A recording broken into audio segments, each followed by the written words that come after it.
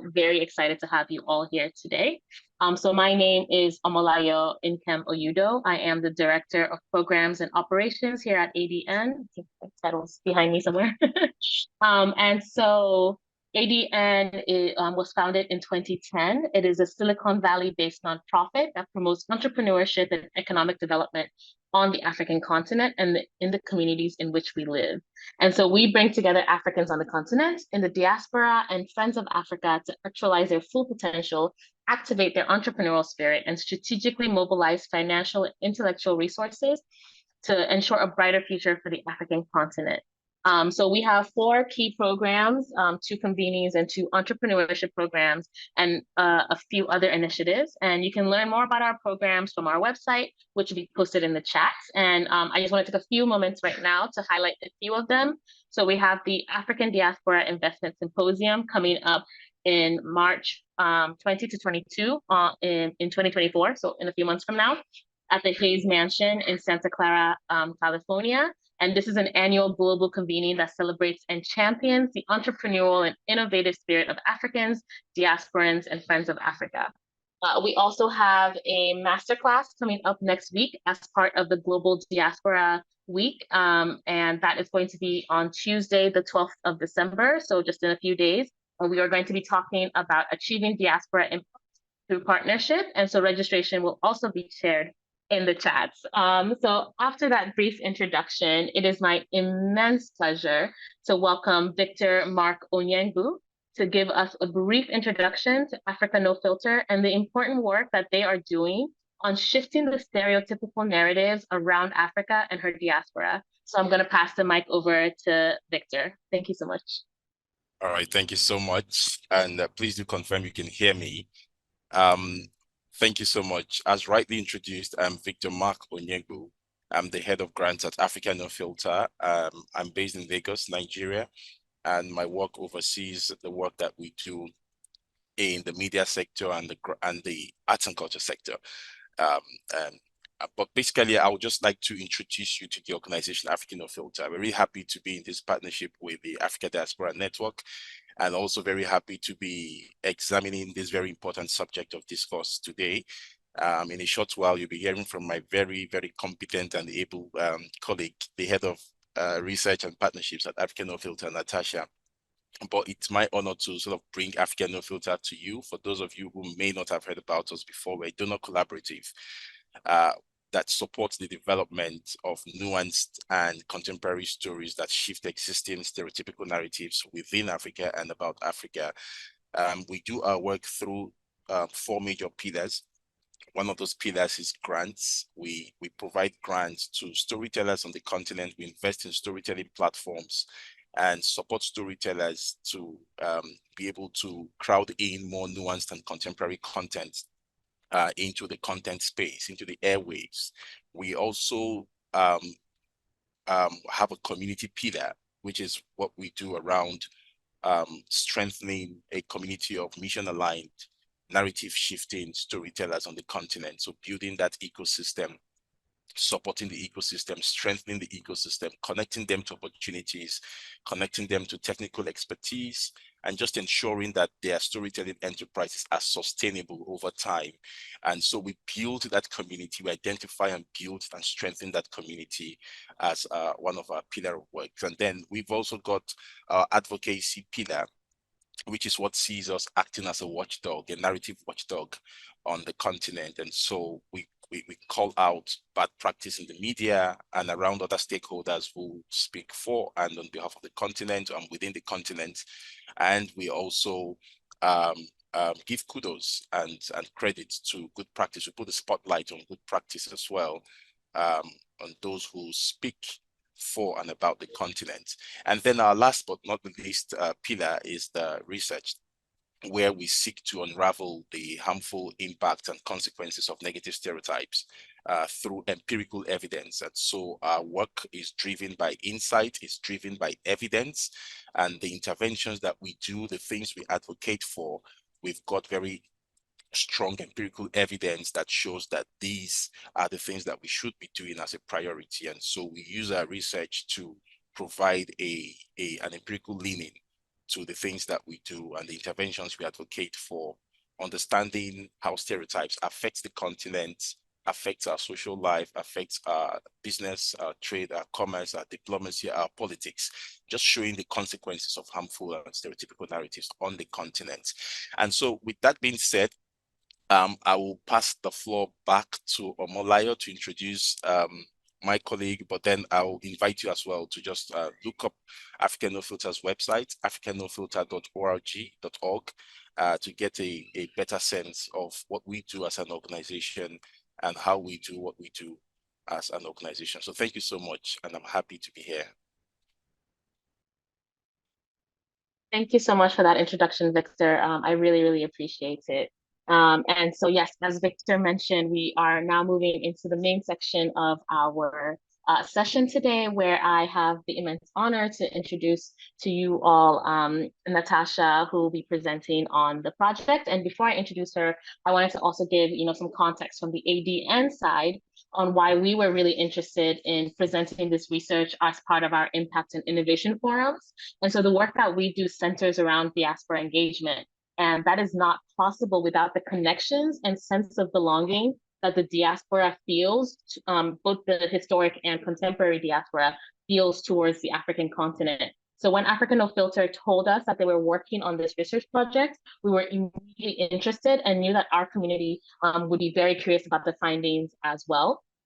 And then personally, I come from a research and communications background, so I was absolutely fascinated by this research, and particularly the angle within which, this is Africans telling their own stories about, how they experience the continent and the stories about the continent. So all the different pillars that, Victor spoke to just, really, really hit home for us. And we knew that we had to share this with our community. So thank you again, Victor and team, for the work that you guys did to bring this research to life. And so the person who's going to walk us through the research and the findings from that research is going to be Natasha, who is the head partnerships and research at Africa No Filter. Her work entails leading fundraising and resource mobilization and research within the organization and managing relationships with funders and all external partners. Before Africa No Filter, she was an Academy Fellow at Chatham House, the Royal Institute of International Affairs, where she focused on gender responsive devolution in Kenya. She has also held senior positions at the Kenya Law Reform Commission and the Commission for the Implementation of the Constitution. And so without further ado, Natasha, the floor is yours. Thank you. Hi, everyone. Good evening. Greetings from the most beautiful city on the continent, Nairobi. As mentioned, my name is Natasha. So just very briefly, and just to sort of highlight why this was important, and Victor talked about Africa No Filter and why we exist. And I think the nutshell is we exist because many stories about Africa still very lazily revolve around the single story of poor leadership, poverty, corruption, disease, and conflict. And while these stories are sometimes true, they fail to portray the other more progressive side of Africa. And as a result, they collectively perpetuate the narrative that Africa is broken, dependent, and lacks agency. And this is quite similar to the diaspora conversations. When we look and dig into what exists when it comes to conversations around the diaspora, oftentimes, an issue that remains under-researched is how young people are implicated by their lived experiences in the African diaspora.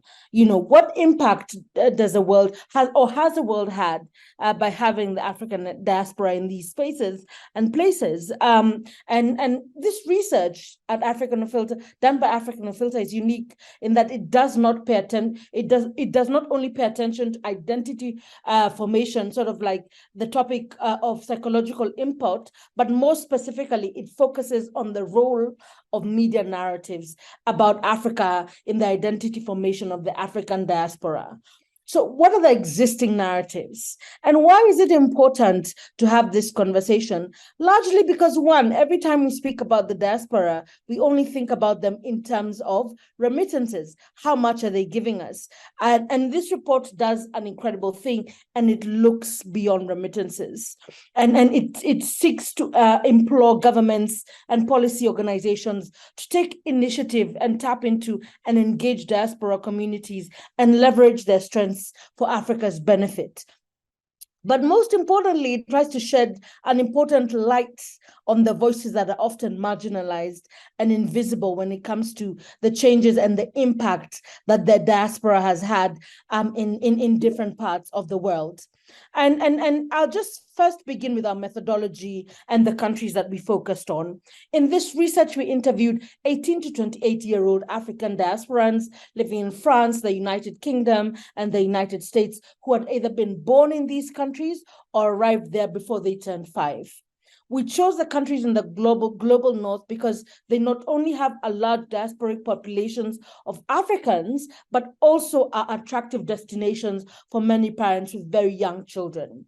And when we did a brief polling study across the continent with few Africans, we asked, where is your preferred destination even to go? These were the top 3 countries that came up in conversation. Young African diasporans are therefore more likely to be raised in these contexts of these popular destinations with their advanced, of course, health services, education, and job opportunities. The sampling procedure we used was snowballing through family networks, international student associations, Black student associations, and festivals and fairs. After an initial vetting process of 100 individuals per country, we identified 30 participants from the USA, 20 from France, and 20 from the UK. The sample included non-binary individuals, women and men. And the reason it's important for that as well, we found that even in the diaspora, oftentimes the voices of women are marginalized and missed out on the larger conversation of the impact of the African diaspora. Excuse me, thank you. Sorry about that. The participants were also partially self-selected in that due to the sense of vulnerability of young African diasporans, potential participants were at first suspicious of motives and in some cases repeatedly asked why they had to be interviewed and in some cases canceled their appointments. Interviews, of course, were complemented by materials from archival data, news coverage, social media, and a brief polling study that we conducted internally. And some of the questions that were guiding this research included, what are the main ways in which young diasporans in the USA, UK, and France learn about Africa? How do first-generation diasporans perceive and construct what it means to be African? How are the narratives about Africa framed in global news and emerging digital entertainment platforms in the USA, UK, and France? And how do recurring narratives about Africa in diasporic families and other interpersonal encounters influence diasporans' attitudes towards Africa? How do stereotypes of Africa, such as disease, hunger, and conflict-ridden narratives, psychologically impact diasporans' self-definition and view of Africa? For me, that was actually quite an incredible thing to unpack because the answers were quite diverse and extensive. And to what extent has the African diaspora defined and sustained a viable sense of African identity? And some of the findings, some may be a bit obvious, but some, leave us wondering, is this what we are putting out there? Is this the knowledge information that exists? And across the 3 countries, participants considered global news coverage of Africa to be biased, based on stereotypes, and mostly negative. Focused on poverty and political violence. And this is quite tragic because though this is what they see, that did not influence their identity and how they saw themselves. Their view of Africa and the identity of Africans was not overly shaped by these stories, but they were quite worried that this is the way the world saw them, and this is how the world interacted with them when they were in these countries. For example, in the UK, most participants access news through the BBC, ITV, and Sky News, which they believe routinely misrepresented Africa. So even though the participants paid attention to mainstream portrayals of the continent, they were not easily swayed by them, but believed that others were, and were concerned about the negative impact of such negative narratives on non-Africans, which is typical. A lot of diaspora youth typically have limited knowledge of the continent, but a strong thirst for knowledge, connection, and identity. even positive stories about Africa are perceived to be mainly individuals. For example, stories about African students winning competitions abroad, successful African inventors, African businessmen and women making money, a Kenyan woman who takes plastic rubbish. The focus on individuals maintains a negative frame of Africa, allowing just few pockets of positivity. I'm going to stop there and then give chance for more questions. So as I catch my breath as well, Omolayo.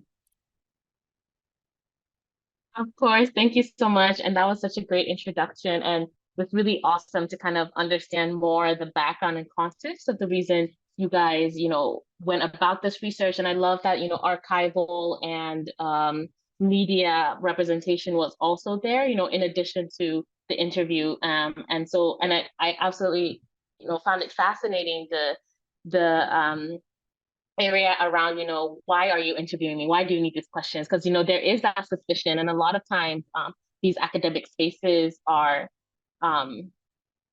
like they're takers, right? And so the conversation is usually around like, oh, tell us your information and then we're going to go do something else with it. So just really curious about that. And you and I will delve into that a little bit more during the, this portion of the conversation. So for the audience, I'm going to ask Natasha a few questions and then you guys can kind of start coming up with yours as well. And then I'll leave room towards the end of this talk to ensure that we get to the audience questions. So I won't take up too much of your time, audience. I'll let you get your questions in as well.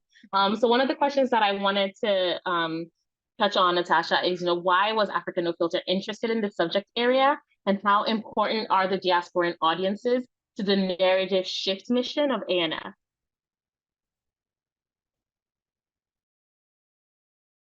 Thanks, Omolayo. The reason why this research is important is when we focus on shifting harmful and stereotypical narratives, we want to focus on one, how Africans see themselves, and how the world sees Africa. And how Africans see themselves includes the large majority of diasporans living abroad, who get to experience themselves through an African lens, but also who get to live in different contexts. And while they are largely leaned upon, again, as I mentioned, for remittances and for support financially on the continent, rarely do we lean on them to help us shift the harmful and stereotypical narratives about the continent. Yet, data shows us that they are pioneers in many industries, in film, in music, in food, culinary experiences, in art. In fact, most recently, an Ethiopian American was one of the first Africans to be a dollar millionaire thanks to selling her work at Sotheby's in London. We're not having these conversations about the impact of the diaspora on different parts of the world. And that again skews the impact of the narratives that exist about diasporans in the continent, I mean abroad, and the impact they've had. Brilliant. Thank you so much. I love that idea as diaspora as partners in the narrative shift mission. That's really critical. And so one of the key findings from the report was around how the young diaspora members, they don't feel like they fully belong in France, UK, US, these countries that you did the research in. But as a diaspora member myself, I know that sometimes, when you do visits home, they're not as welcoming as you assume they will be. And so sometimes it is difficult for home to feel like home for diaspora members as well. So I'm curious where these young diaspora members feel they belong. That's a very interesting question because I think one of the things we also want to explore with this research is the context and a concept of home. Where is home and why does that matter? Because where we think of home is where we invest most of our time, resources, and energy. And again, one of the things we want to do is ensure that diasporans feel that Africa is their home, feel that they're able to fit in. And this begins by having conversations about, one, who they are, their lived experiences, why these lived experiences matter, and how they influence a conversation around narrative change. But most importantly, that we are competing against the same struggles and problems. And again, that rarely emerges when we're speaking about the diaspora and the role that they play. Again, because put them in one category, and the only category that exists in the conversation of diaspora is remittances. And if you'll notice in our report, we have tried to skew away from the conversation of how much is being returned to the continent, because while that is important, another question is how does their existence matter themselves as individuals in their lived experiences, in who they are and what they do? It matters in the spaces that they are. Then how, therefore, can we amplify the amazing things that they're doing, and how this shapes and can shape different conversations about and within the continent? I love that, Natasha. Again, I love that. You know, Omalaya, I'd be keen to ask you, because this also helps us understand how we can disseminate this research. You know, what makes you feel, or what would make you feel most at home in the continent? What are the things, you know, we could do to ensure that as we have conversations about the diaspora, we can ensure we are bringing each other closer towards that direction? Food for thought. And I'd love to see if there are any comments around that in the chat. Definitely. I would absolutely love to see comments around that in the chat as well. And I think a bit of it, just to answer the question you posed back at me, I think a bit of it did come out in your research a little bit around this idea of, can you speak your mother tongue, right? And so being unable to speak your mother tongue back on the homeland is a really difficult thing. And so even just interactions around like that test, do you know what I mean? And so that already feels like hostile. So just answering your question, but I welcome the audience to also answer that question in the chat. So I'll move right along to my next question while the audience marinates over that fantastic question, Natasha. I think maybe just to also unpack that, and I see why language is a great barrier, because, you know, most of our participants expressed frustration that they could not understand the language their relatives spoke, and vice versa. So of course there was a bridge there. But on a very light note, a lot of people within the continent also cannot speak their mother tongue. So there's a common issue there that we could bond on. Yeah. Yeah. It's so funny. Yeah, like the belong test is like how I kind of feel it, but it's like, okay, but you know, there's people who grew up in Lagos, for example, that's where I'm calling from right now, who also don't speak, you know, the language of that their parents are coming from. So yeah, no, those are great lighthearted points. Thank you so much.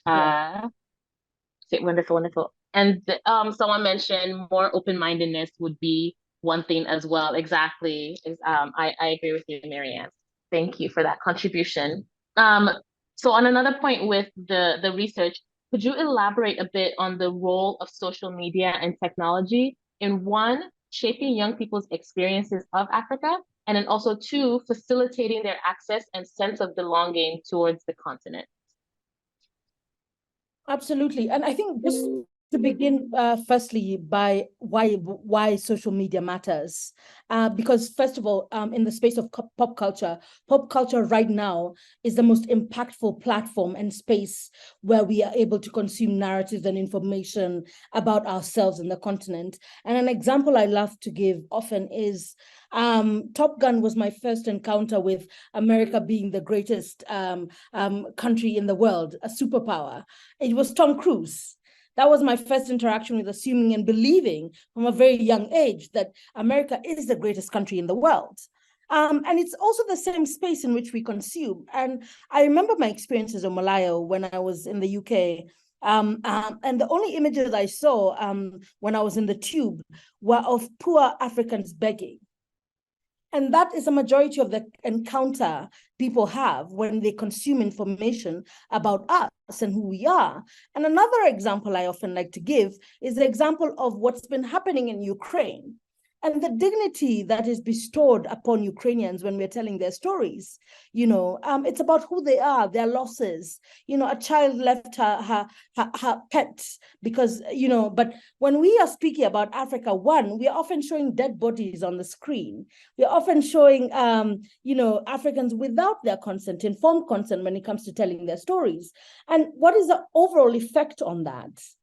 It often leads to us being stripped of our dignity, our identity, our sense of belonging, and most importantly, our belief that we matter, not just as labor entities, people who are moving or migrating abroad to be laborers, but because we exist and therefore we matter. And that's why this conversation is important, because what we consume affects how we think, believe, and how we act. And therefore it's important, and that's why Africa No Filter exists, because we want to support a community of storytellers who are going to be speaking differently about the continent, who are going to be showcasing different parts and aspects of Africa.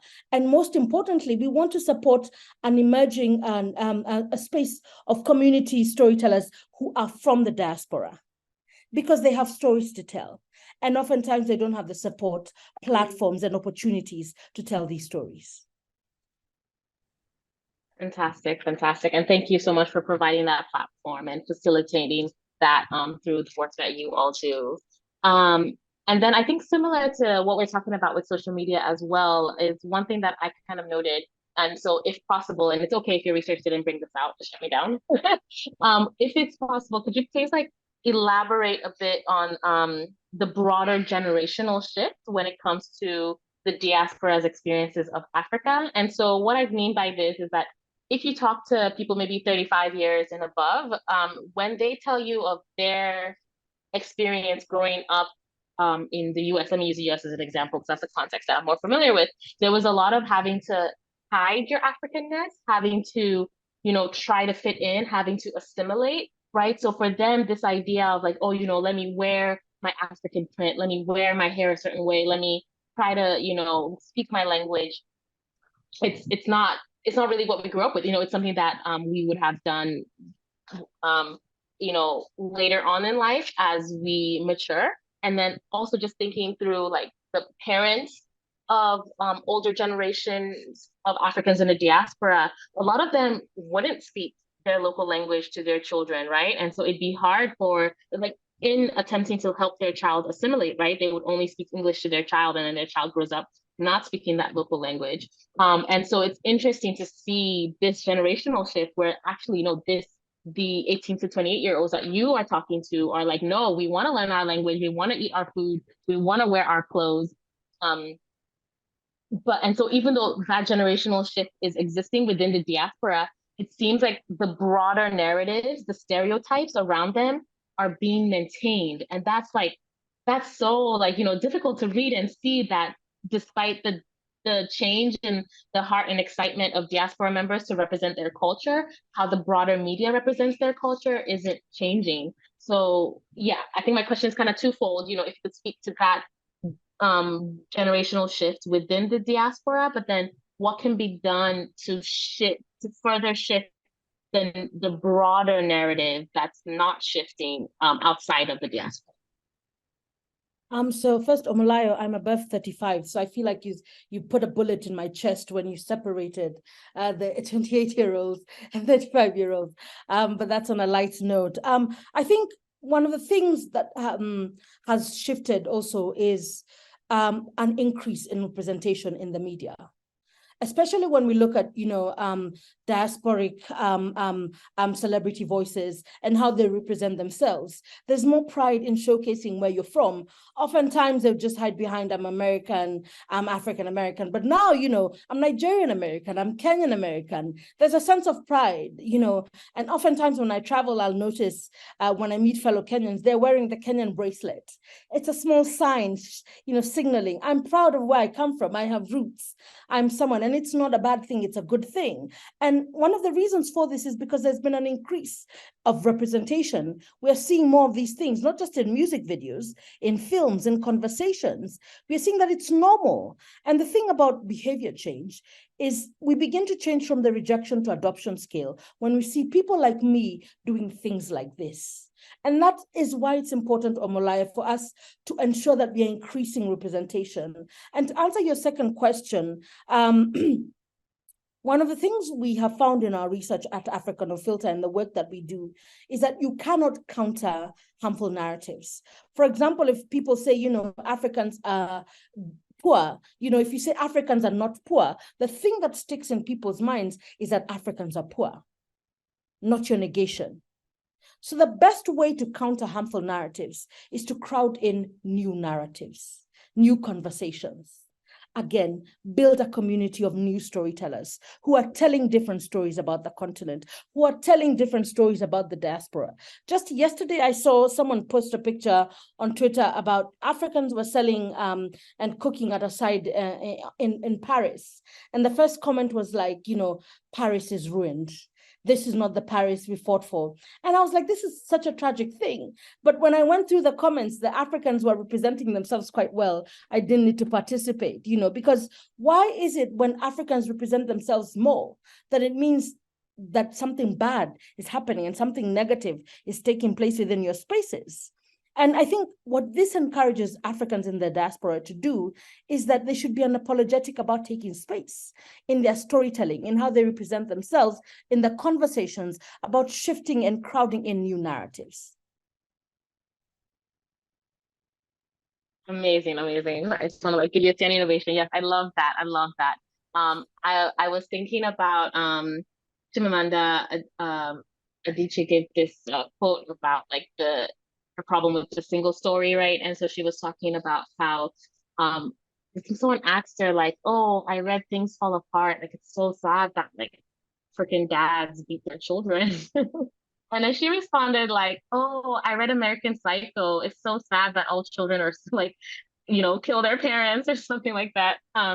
So yeah, that ability to go back and forth with the narratives. And I love the idea of crowding out the stereotypical narratives with new and diverse narratives, because I think you're right. The just trying to negate what they're saying is a losing battle. And then also it doesn't give you space for nuance, right? No. And so of course there are pockets of poverty. So if you just say Africa is not poor, you're also not telling the whole story, right?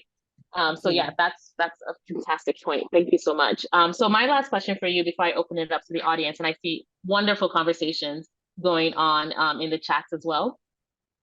So who are the target audience for this research, and how does Africa No Filter expect relevant stakeholders and institutions to interact with the research findings, and more importantly, implement and take it forward? So the audience is broad. One, it is diasporans themselves.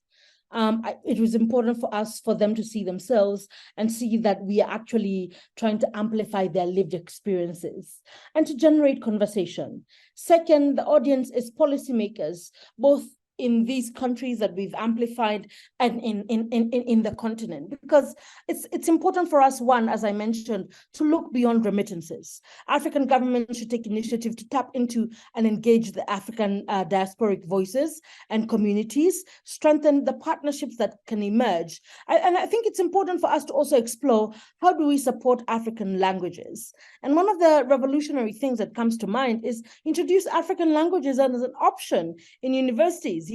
So people can proudly say, I'm learning and studying Kiswahili. If you can say the same about Spanish and French, why can't you say the same thing about Kiswahili? How do we ensure that we're creating policies that reflect the diverse spaces that Africans exist in and the world at large, and depict the African continent accurately? This is particularly important for those who are responsible for film. I'm sorry about that. Film, entertainment, and because pop culture is a tool of influence, and the creative industry plays a significant role in framing how the world interacts with Africans from the continent. And an example I like to give is, oftentimes when you find a character in a film playing a Kenyan, how does this Kenyan have a Nigerian accent? How does this South African, this character, have a Nigerian accent? And if you're going to take the time to get someone to train someone to speak in a Scottish accent, then I think the character you're depicting as an African deserves the same time, energy, and investment to ensure the representation is accurate. And that's what we mean by ensuring that pop culture represents us accurately. And also, we hope that this work will provide data-driven insights, because Africans in the diaspora play a significant role in linking their two countries. And how can this information, for example, generate commercial exchanges and investing in creative opportunities in both their countries? And we've seen the impact of the diaspora when it comes to people like Burna Boy having sold out shows in the UK, the US. That is the purchase power of the Africans in the diaspora. So why don't we reflect this and have conversations about their impact?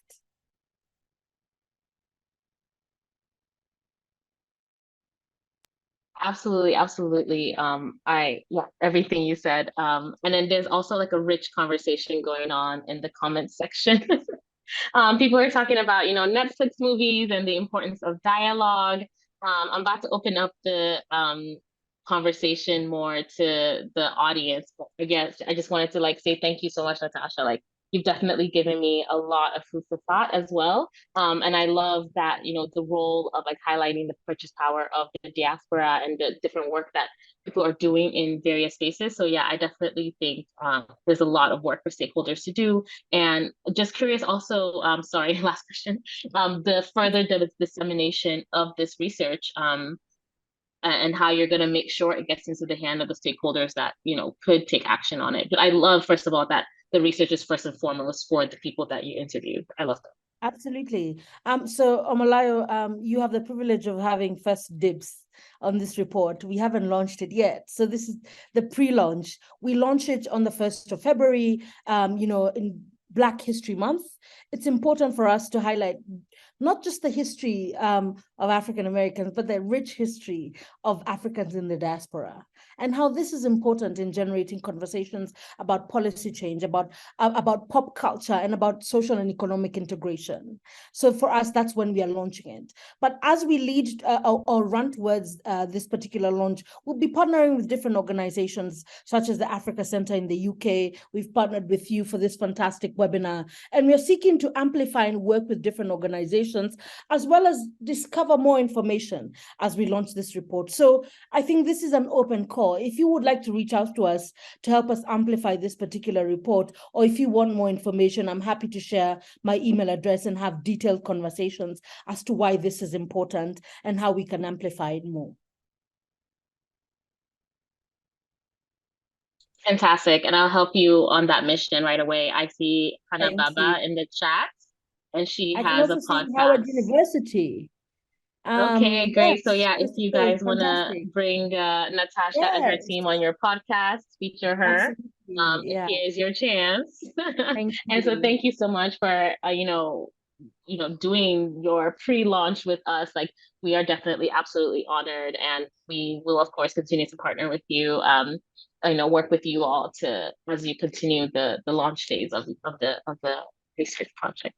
Okay, so I'm gonna try because the conversations in the chats are just so rich, and so I'm picking out a few of them, but I want to give space to anyone who has specific questions about the report itself or Africa No Filter's work while we have Natasha and Victor here. So um, thank you so much for being the best chat ever. I've I'm never so seen like a glad Zoom chat this involved. I'm so glad my colleague Victor is on the call, because maybe he could also speak about one of our priorities for next year, which is engaging the diaspora more in community building and grant making, and just ensuring that we engage with that. Victor, over to you, kind sir. I mean, Yeah, and just before you oh, okay. Yes, sorry. Sorry. Yeah, of course. I just wanted to add a question that would elaborate on that, Victor, so that way you can like take two questions at once. So Natasha's comment, and then there was Okay. one question in the chat that asks, would love to have your insights on how to engage with the historical African diaspora, i.e. African Americans, Afro-Caribbeans, Afro-Brazilians, etc. Is there research on the way about those individuals? What would be your approach, and their knowledge of what Africa is today? So hopefully that's not too far from what you were going to answer anyways around what Natasha asked. And so over to you, Victor. Yeah, I think there isn't a research specifically targeting Afro-Caribbeans or Africans diaspora, but who are the Caribbeans. But we also acknowledge that they are an integral, very important part of this conversation. And we do tell people every time we have opportunity to speak that we're not only looking at Africans on the continent to join this conversation about shifting narratives about Africa, but we believe that a very, very strong part of that responsibility also lies on Africans outside of the continent. In fact, they are probably as important as what Africans on the continent do, because the thing about Africans in diaspora is that you are in direct contact with most of those that and stakeholders and stakeholder groups that are misinformed about Africa.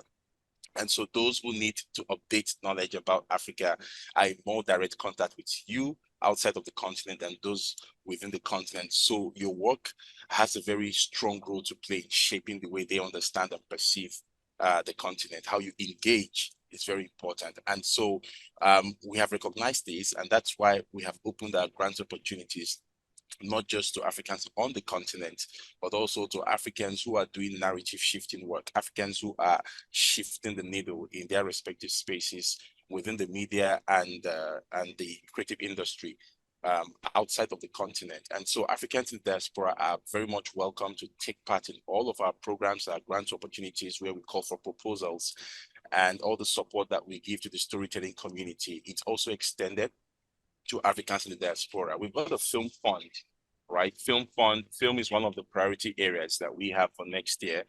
And our film fund is open to Africans in the diaspora as well, to get small funding that can support either short films or feature-length films. But those films have got to be films that project the face of the continent, the progressive Africa, the kind of perceptions and understandings that we want people to leave the cinema with or leave watching those films with. Now, to the other question about the diaspora, which is really related to what I've just answered on the chat. Natasha has said it all really, and there isn't much to add other than saying that our opportunities are open to everyone. So we're not restricting the opportunities and interventions and collaborations and partnerships to only Africans who are on the continent. It's open to those outside of the continent as well. In the first quarter of next year, you would see very clear information as to how to take part in the opportunities the African No Filter will be floating for next year. Grant support, our research interests. There'll be more information about that on our website. The kind of work that we do on the program side in media and creative industry. You would also see more information about that, what we do in advocacy as well. There'll be much more information about that on our website, but we have priority areas like film and all the other areas of our life that are affected by pop culture, right? Because like Natasha said, pop culture is a tool of influence, and we are very mindful of the fact that we need to take pop culture or take that bull by the horn, basically. And we're doing that next year with our film, with comedy, and what we're doing in content creation and content generation on the continent and outside of the continent. And so please do look out for these opportunities. And the short answer to that question is yes, we value Africans in diaspora and those in the Caribbean, and we invite you to take part in our opportunities and our programs. I think brilliant. Thank you so much, Victor. Hannah had a question. Hannah, yes. What can we do to grow the number of people storytelling? Aside from grants, we are quite invested in community building. And one of the ways we sort of leverage this is through the tools that we've generated. And we have guides about storytelling, how to tell good stories. And we actually have a platform that I'm going to share here shortly, or share with you, Omolayo, to share to your wider community. And it's a training course in which we've worked on to ensure that people have a deep understanding after the completion of the course on how not just to tell better stories, but how to represent the continent in a way that dignifies and sort of amplifies the lived experiences of African lives. So we are quite invested in that, and working with journalists from across the media, from across the continent as well, to tell different stories. I am happy to introduce any journalists on the call to one of our grantee platforms known as BIRD that is intentional about telling African stories, and I'm sure would be interested in a conversation about how we can begin telling diasporic conversations and stories. Amazing. Thank you so much. I'm going to get back to the chats now, but I see a hand up. So I also want to welcome those as well. Kirsty, I think I saw your hand first. Please introduce yourself and then ask your question. Less than a minute. Thank you. Muted. Okay. Hi, everyone. Thank you so much for this discussion. My name is Kirsty Partang. I am currently the research manager at Shabaka, and I've recently completed my PhD at SOAS University of London, where I looked at how children of Ghanaian immigrants in London, New York, and Accra maintain their connection to Ghana. And a question that I had kind of thinking about my own research was about purchasing power. And one thing I found is that as children of Ghanaian immigrants, they are, seeking to create connections to Ghana, and different ways that they're doing that are through culture. So as Natasha said, like, going to see Burna Boy, that's through fashion, right? Instagram, social media, all the different ways that this desire to connect is translating into money, into industries, essentially. So I was wondering, in the research that you all did you see any evidence of that? Was there more evidence of these kind of cultural economies that are being created out of a desire to connect with their countries of origin? Thank you. Thanks, Kirsty. Yes, we did see evidence of that, especially around interest in knowing African history, African heritage, and being connected to the continent, especially in the areas where we saw a need and a thirst for connection was first, like you mentioned, film and music. Second is in fashion. I don't know if anyone knows Dye Lab in Nigeria.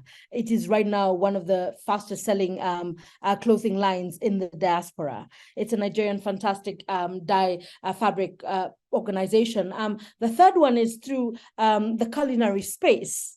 Young Africans in the diaspora want to be connected through this, and we find that, and I think this is one of the things we could continue delving deeper next year in the years to come. What is a significant purchase power, and what is then the impact of this on African lives and Africans in the diaspora? And Christy, if you're willing to share, I'd really love to read your research and have further conversations. It sounds like incredible work.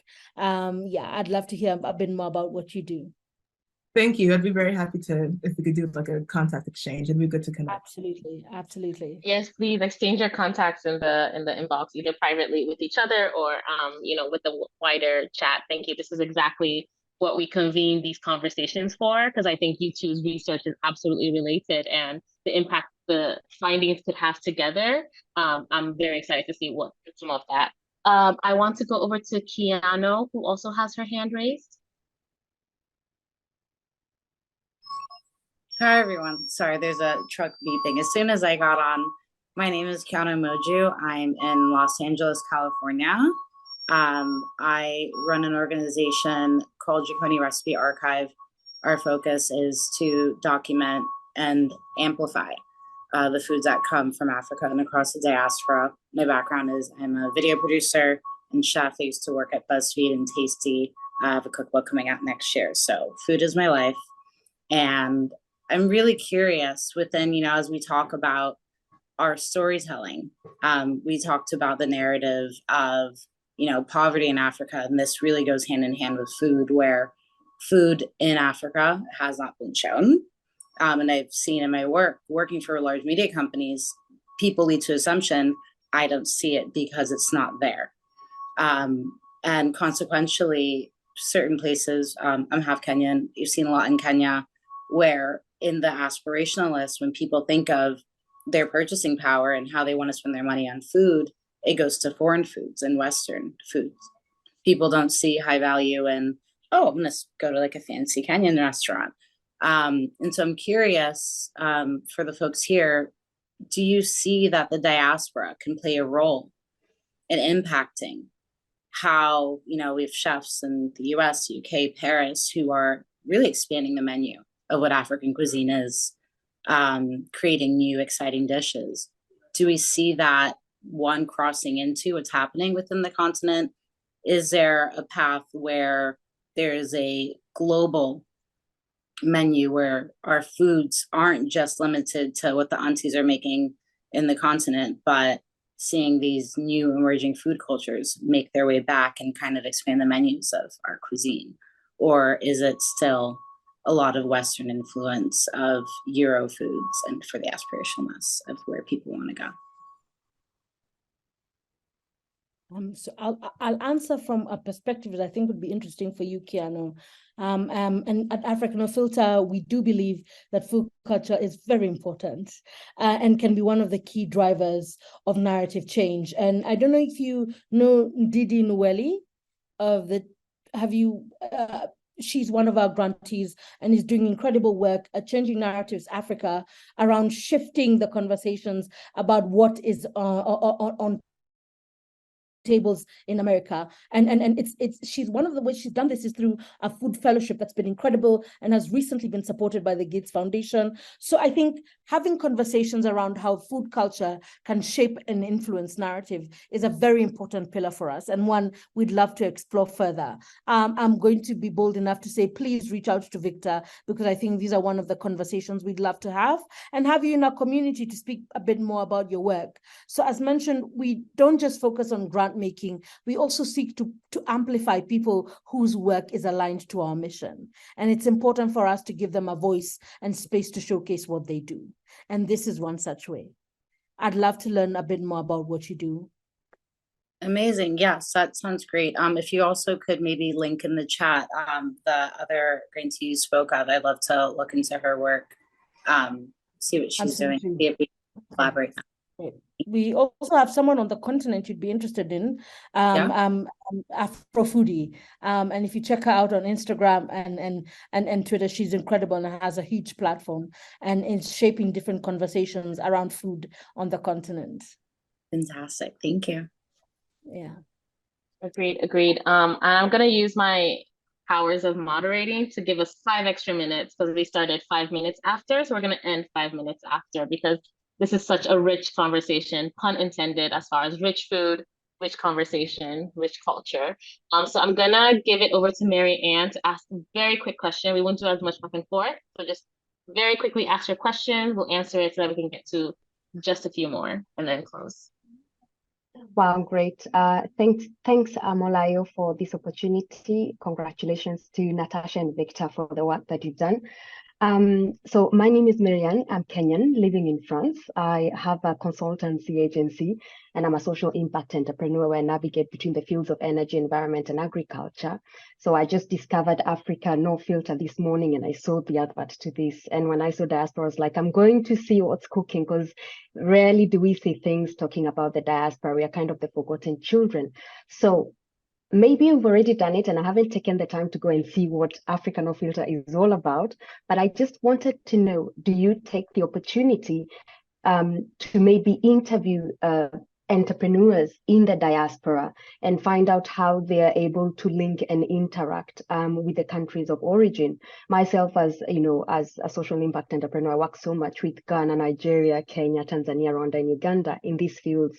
And it is always heartwarming to see stories of, it would be great to see stories of maybe people that you have interviewed as, you know, entrepreneurs trying to bridge these 2 continents and change the narrative. And just to add on it, I have gone and done an extra mile. So in these fields of sustainability, I have challenged quite a lot of women in the energy sector. And next year, I'm very proud to say like over 10 of them are going to come to Paris to expose the initiatives they're doing in their villages. So just that. Thank you.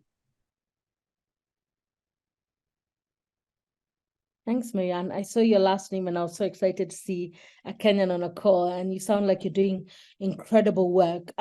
So at Africa No Filter, we don't necessarily interview entrepreneurs, but in our research, it may happen that we're interviewing different voices. But oftentimes we do work with grantees who take up that space and work in those spaces of amplifying specific voices. So depending again on the grants, and I cannot speak for Victor, he's the grants guru. He likes to call himself the money man. Depending on the opportunities and applications we get around that, I think these are things we'd be happy to have a conversation about. And even though we do not support financially, there are very many other ways that Africa No Filter can amplify that specific work. And I'm sure we'd love to have a conversation about it. And all the best in the work that you're doing. Please keep us updated. We'd love to learn a bit more about what's happening and how we could support and amplify your work. Fantastic. Thank you so much. And then just trying to get through a few last questions. Pakao, I saw your question, but I see you put on your video. So if you want to just ask it yourself very succinctly, that'd be great. By all means. Amalayo, it's good to see you. Hi, everybody. My name is Paco Sando. I'm the founder of a sportswear brand called Mazizi International. We make sports jerseys representing all countries of the African diaspora, whether they're African, Caribbean, Latin American, even fictional countries. We've partnered with Marvel and Disney to do something for Black Panther as well as Lion King.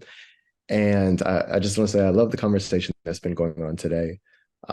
It's been very enriching to say the least.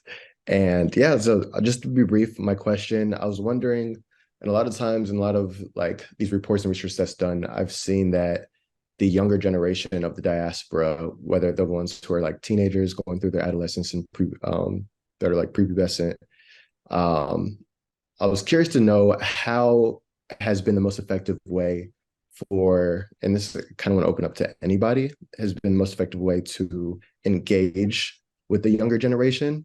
Because even with Mazizi, I've seen that although they don't have the purchasing power, they're the ones who are keeping, like they're kind of at the forefront of these nation brandings and these just diaspora marketing and like keeping the culture cool in essence.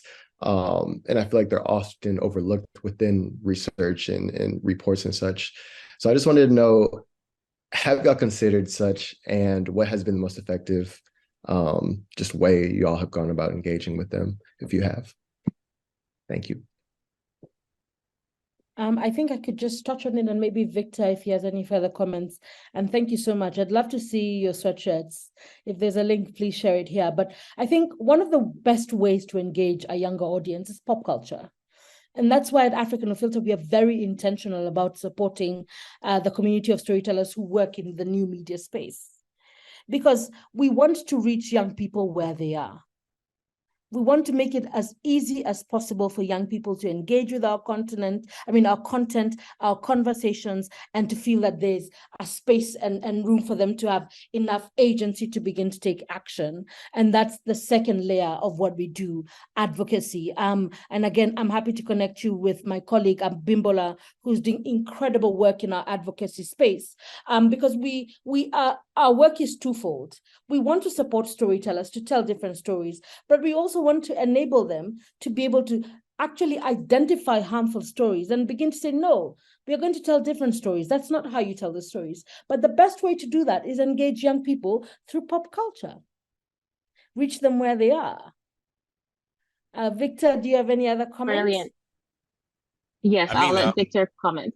Yeah, I mean, you said it all, Natasha, really. Just adding a very, tiny bit to say that the fact that we choose to primarily work in media and arts and culture spaces is an intention to connect with young people, because those spaces, we've got lots of young people who are doing great work within the creative industry and within the media spaces. We work with content creators as well. We also recognize the amount of young people who are very active in that space. Just taking a look at TikTok and Instagram, and you see the place brimming with activities and content about the continent. And so our work is really to identify those who are shifting boundaries, but who are working within those spaces, disseminating their content about the continent through digital platforms like Instagram and TikTok and YouTube and so on. There's a huge concentration of young Africans in those spaces. And so we intentionally build programs and opportunities around there. Our grant program is really focusing, especially next year, we're focusing on content creators. Already this year, we started with piloting in the comedy industry. There's a huge amount of work and activities going on around, humor, the business of humor. And we took advantage of our connection to young people to design a comedy program, a comedy lab, where comedians are exposed to not just receiving grants, but they're also exposed to honing their craft through masterclasses and skills building activities, connecting them to more established comedians, and sort of just building this new tribe of more conscious and more aware comedians who are using humor to pass a new message about the progressive continent, right, and changing conversations about Africa. But beyond the grants, whether it's the comedians, whether it's the content creators, whether it's the filmmakers, we talked about the Film Fund a while ago. Beyond the grants, we are also amplifying voices. And I think Natasha has mentioned this several times. We are amplifying voices. We are connecting them to opportunities, because we believe that our funding, our grant funding is limited, right? It can only go to a handful of comedians. It can only go to a handful of content creators or beneficiaries. but the larger community can also benefit from our advocacy work. The larger community can also benefit from our community building, because we're really trying to build this sustainable community that can continue to sustain the activities with or without our support in the long run. And so strengthening that community is very key to us achieving our mission as an organization. And we have a lot of skills building that goes on within the community. We have a lot of connecting to opportunities. We have a lot of linkages and connecting to opportunities, but also linking them to themselves so that we can all leverage on one another's strengths. And so these are all the things we do outside of the funding support that we give. But really, we are connecting to young people. We understand that they're an integral part of our mission to shift narratives about Africa. And we are going to the places where they are. They are in TikTok, they are in Instagram, they are doing content, they're in filmmaking, they're in the media space, in new media and digital media. They're all there. And that's why our programs are intentionally targeting those areas through grant support and also through other forms of support outside of funding. Yep. And Paco, can you Fantastic. please share your email address? Because I think there are many areas of synergy. I'd be curious to see what advocacy campaigns we could carry in partnership with Mizizi. Please share your email address. I think it's important for us to have conversations and see how we could also support the work that you're doing. Of course. Thank you guys Agreed. both for the answers. Thank you. Yeah, and people are sharing their LinkedIn profiles in the chat, so everyone should feel free to connect there as well. And I am getting side eye glances from my team, so I just want to briefly introduce them. Megan and Brett, thank you so much for supporting this event.